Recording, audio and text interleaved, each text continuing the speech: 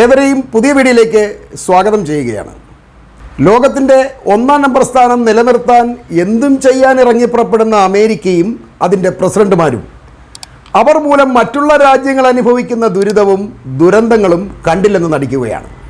American വാക്ക് വിശ്വസിച്ച് റഷ്യയുമായി യുദ്ധത്തിലേർപ്പെട്ട് മുഴുവൻ നഷ്ടത്തിലായ ഉക്രൈനും അതിൻ്റെ പ്രസിഡന്റ് സെലൻസ്കിക്കും ട്രംപ് യുദ്ധം നിർത്താൻ സഹായിക്കുന്ന വഴികൾ പറഞ്ഞു കൊടുക്കുന്ന തമാശകൾ നമ്മൾ അറിയേണ്ടതാണ്. ട്രംപ് പറയുന്നത് റഷ്യൻ പ്രസിഡന്റ് പുടിൻ വളരെ നല്ല മനുഷ്യനും സമാധാന പ്രേമിയുമാണെന്നാണ്. അത് സെലൻസ്കിയോട് നേരിൽ പറയുമ്പോഴാണ് ട്രംപിൻ്റെ വകതിരിവ് നമ്മൾ മനസ്സിലാക്കേണ്ടത്. എന്നാൽ സെലൻസ്കിയും സമാധാന പ്രേമിയാണെന്ന് അദ്ദേഹം ഈ കൂട്ടത്തിൽ പറയുന്നുണ്ട് കേട്ടോ. അതുകൊണ്ട് ഉക്രൈനെ രക്ഷിക്കാൻ നമുക്ക് സമാധാനത്തിൻ്റെ വഴികൾ തേടാം എന്നാണ് ട്രംപ് 1.5 മണിക്കൂർ ഫോൺ സംഭാഷണത്തിലൂടെ സെലൻസ്കി അറിയിച്ചത്. ഉക്രൈനും റഷ്യയുമായിട്ടുള്ള യുദ്ധം അവസാനിപ്പിക്കാൻ താൻ അടുത്തയാഴ്ച പുടിനുമായി കൂടിക്കാഴ്ച നടത്തുകയാണെന്ന് ട്രംപ് പറഞ്ഞു. എന്നാൽ ട്രംപ് മുന്നോട്ട് വെച്ച നിബന്ധനകൾ കേട്ട് സെലൻസ്കിയുടെ തല ഇറങ്ങിപ്പോയി എന്നതാണ് വാസ്തവം. പൂർണ്ണമായും റഷ്യയ്ക്ക് കീഴടങ്ങിക്കൊണ്ടുള്ള ഒരു യുദ്ധവിരാമ പദ്ധതിയാണ് സെലൻസ്കിയുടെ മുന്നിൽ ഈ ട്രംപ് അവതരിപ്പിച്ചത്. അതിൽ ഏറ്റവും പ്രധാനമായി നമ്മൾ മനസ്സിലാക്കേണ്ടത് റഷ്യ എതിർത്തിട്ടും യൂറോപ്യൻ യൂണിയനിലും നാറ്റോയിലും ചേരാൻ കൊതിച്ച് അതിൻ്റെ പേരിൽ യുദ്ധം ചെയ്യേണ്ടി വന്ന ഉക്രൈനെ നാറ്റോയിലോ യൂറോപ്യൻ യൂണിയനിലോ ഇനി ചേർക്കില്ല എന്ന തീരുമാനം എല്ലാവരും കൂടി എടുത്തിട്ടുണ്ടെന്നാണ് ഈ സെലൻസ്കിയെ ട്രംപ് അറിയിച്ചത്. ഇത് സെലൻസ്കിയെ ശരിക്കും ഞെട്ടിക്കുക തന്നെ ചെയ്തു. റഷ്യയ്ക്ക് ഇഷ്ടമില്ലാത്തതൊന്നും ചെയ്യാൻ നാറ്റോയോ യൂറോപ്യൻ യൂണിയനോ ആഗ്രഹിക്കുന്നില്ല. അതുകൊണ്ട് ഉക്രൈൻ ഇനി മുതൽ ഈ ആഗ്രഹം ഉപേക്ഷിക്കുക എന്ന് ട്രംപ് ഈ സെലൻസ്കിയെ ഉപദേശിച്ചിട്ടുണ്ട്. തന്നെയുമല്ല, ഉക്രൈൻ്റെ കഴുത്തിൽ പിടിച്ചിരിക്കുന്ന റഷ്യയുടെ പിടിപെടണമെന്നുണ്ടെങ്കിൽ യുദ്ധകാലഘട്ടമായ ഈ 3 വർഷത്തിനിടെ റഷ്യ പിടിച്ചെടുത്ത ഉക്രൈൻ്റെ മുഴുവൻ ഭാഗങ്ങളും ഇനി റഷ്യയ്ക്ക് തന്നെ കൊടുത്തേക്കൂ എന്നാണ് ട്രംപിൻ്റെ മറ്റൊരു ഉപദേശം. റഷ്യ ഒരിക്കലും ആ സ്ഥലങ്ങൾ തിരിച്ചു തരില്ല, അത് നിങ്ങൾ ഉപേക്ഷിച്ചേക്കൂ എന്നാണ് ട്രംപ് പറയുന്നത്. പകരം ഉക്രൈനിൻ്റെ അതിർത്തികൾ മാറ്റിവരച്ച് പുതിയൊരു മാപ്പ് ഉണ്ടാക്കിക്കൊള്ളാനും അറിയിച്ചിട്ടുണ്ട്.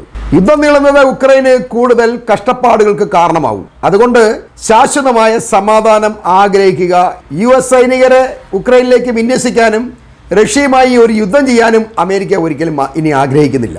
അതുകൊണ്ട് അമേരിക്കൻ ആയുധങ്ങളും സൈന്യവും പണമെല്ലാം പ്രതീക്ഷിച്ച് ഇനി യുദ്ധത്തിന് പോകേണ്ട, അതിന് പകരമായി നിങ്ങൾ റഷ്യയ്ക്ക് കീഴടങ്ങിക്കൊള്ളൂ എന്നാണ് ട്രംപ് പറയുന്നത്. ഇതിൽ നമ്മൾ മനസ്സിലാക്കേണ്ട ഒരു കാര്യമുണ്ട്.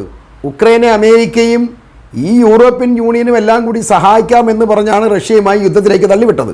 നാറ്റോ സഖ്യത്തിലും യൂറോപ്യൻ യൂണിയനിലും ചേരുക, റഷ്യയിൽ നിന്നുള്ള ഭീഷണിയെ തടയുക, റഷ്യയെ വെല്ലുവിളിക്കുക, ഇങ്ങനെ അനേകം സ്വപ്നങ്ങളായിരുന്നു സെലൻസ്കിക്കുണ്ടായിരുന്നത്. ആ ഒരു സ്വപ്നങ്ങളും ഉള്ളിൽ പേറിയാണ് അയാൾ റഷ്യയുമായി യുദ്ധത്തിന് ചെന്നത്. എന്നാൽ അയാൾ ഓർക്കാതെ പോയ മറ്റൊരു കാര്യമുണ്ട്. തൻ്റെ കൂടെയുള്ളവർ മാത്രമല്ല, ഇതേ സെലൻസ്കിയും ഇസ്രായേൽ അനുകൂല സംഘമാണെന്ന കാര്യം റഷ്യൻ പ്രസിഡന്റായ പുടിനെ ശരിക്കും ദേഷ്യം പിടിപ്പിക്കും എന്ന കാര്യം അയാൾ മറന്നു എന്നുള്ളതാണ് സത്യം. അതിലുപരി റഷ്യയുടെ ശക്തി അമേരിക്കയെ മാത്രമല്ല ലോകം മുഴുവൻ കാണിച്ചു കൊടുക്കാനുള്ള സുവർണമത്സരമായിട്ടാണ് ഈ പുടിൻ ഈ യുദ്ധത്തെ ഉപയോഗിച്ചത്. അവർ ആഗ്രഹിച്ചതുപോലെ തന്നെ ഈ ലോകം ഇന്ന് റഷ്യയെ അംഗീകരിക്കുകയാണ്.